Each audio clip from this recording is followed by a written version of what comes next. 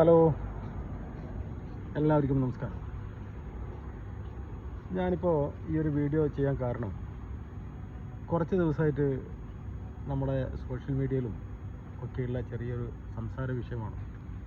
ഈ അടുത്ത് നമ്മളെയൊക്കെ വിട്ടുപിരിഞ്ഞു പോയ നമ്മുടെ മലയാളത്തിൻ്റെ ചിരിക്കുടുക്ക, പ്രിയങ്കരനായ അഭിനേതാവ്, ദേശീയ അവാർഡ് ജേതാവ്, സംവിധായകൻ, ഈ നിലകളിലൊക്കെ പ്രവർത്തിച്ച് നമ്മളെ വിട്ടുപിരിഞ്ഞു പോയ നമ്മുടെ സിനിമാ നടൻ സലീം കുമാറിനെ കുറിച്ചുള്ള ചെറിയൊരു പരാമർശം. അത് നമ്മുടെ ബഹുമാനപ്പെട്ട മുഖ്യമന്ത്രി വി.ഡി. സതീശൻ സാർ, അദ്ദേഹത്തിൻ്റെ ഒരു പ്രസ്താവന, അതായത് സലീം കുമാറിൻ്റെ സ്മരണയ്ക്ക് വേണ്ടി ഒരു പ്രതിമ നിർമ്മാണം, 1 കോടി രൂപ ചെലവഴിച്ച് പ്രതിമ നിർമ്മിക്കുക എന്നുള്ളൊരു പരാമർശം അല്ലെ പ്രസ്താവന ശ്രദ്ധയിൽപ്പെട്ടു. അതിന് പല രീതിയിലുള്ള അഭിപ്രായ വ്യത്യാസങ്ങളൊക്കെ ഉണ്ട്. സിനിമാ ലോകത്തുള്ള ചില ആൾക്കാരും അതിനെ അനുകൂലിക്കുന്ന രീതിയിലുള്ള പ്രസ്താവന നടത്തിയിട്ടില്ല.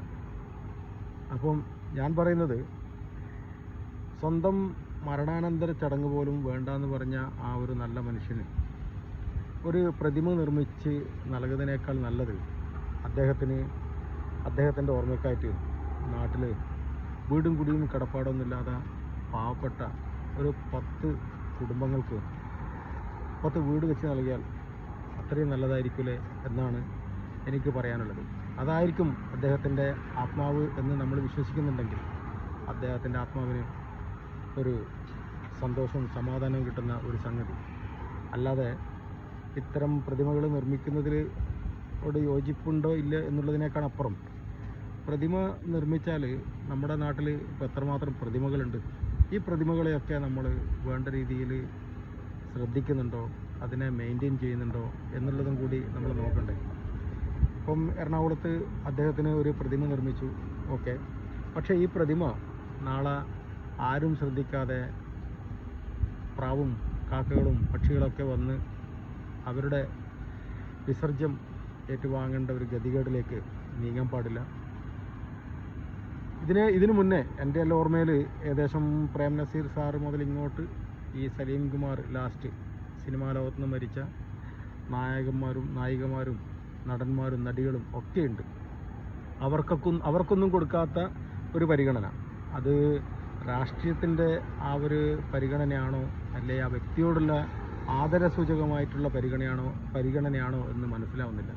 ഞാൻ മനസ്സിലാക്കുന്നത് രാഷ്ട്രീയത്തിൻ്റെ ആ ഒരു പ്രേരണയിലുണ്ടായ ഒരു കോൺഗ്രസ്സുകാരനായതുകൊണ്ട് നൽകുന്ന ഒരു പരിഗണന എന്നാണ് ഞാൻ മനസ്സിലാക്കുന്നത്. പക്ഷേ അതെന്തായാലും ശരിയല്ല. കാരണം എല്ലാ നടന്മാർക്കും നടിമാർക്കും വ്യക്തമായ രാഷ്ട്രീയ ബോധം ഉണ്ടായിട്ടുണ്ട്. അതിൽ ഭൂരിപക്ഷം നടന്മാരും നടിമാരൊക്കെ അവരുടെ രാഷ്ട്രീയം വ്യക്തമായിട്ട് പറഞ്ഞിട്ടുണ്ട്. അപ്പം അല്ലെങ്കിൽ എന്ത് വേണം, ഈ ഒരു വ്യക്തിക്കല്ലാതെ നമ്മുടെ സിനിമാ ലോകത്തുനിന്ന് നമ്മുടെ ഈ ഓർമ്മകളിൽ മൺമറഞ്ഞു പോയ ആൾക്കാർക്ക് ഒരു സിനിമ നടന്മാരെയൊക്കെ ഓർമ്മിക്കുന്ന രീതിയിലുള്ളൊരു മ്യൂസിയം ഗവൺമെൻറ്റും സിനിമാ മേഖലയിലുള്ള പല സംഘടനകൾ ഇപ്പോൾ നിലവിലുണ്ട്. അമ്മയിലൊക്കെ ഭയങ്കര തർക്കങ്ങളും കാര്യങ്ങളൊക്കെ നടക്കുന്നുണ്ട്.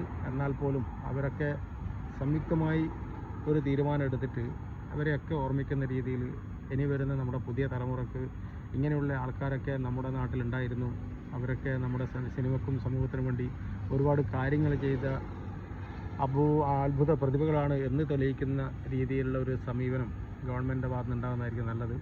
ഏറ്റവും നല്ലത് ഈ പ്രതിമാ നിർമ്മാണത്തിനേക്കാൾ അപ്പുറം പാവപ്പെട്ട വീടും കിടപ്പാടൊന്നും ഇല്ലാത്ത ആൾക്കാർക്ക് ഒരു 10 കുടുംബത്തിന് വീട് വെച്ച് കൊടുത്താൽ അതായിരിക്കും ഗവൺമെൻറ് ചെയ്യുന്ന ഏറ്റവും വലിയ കാര്യം എന്നാണ് ഞാൻ പറയുന്നത്.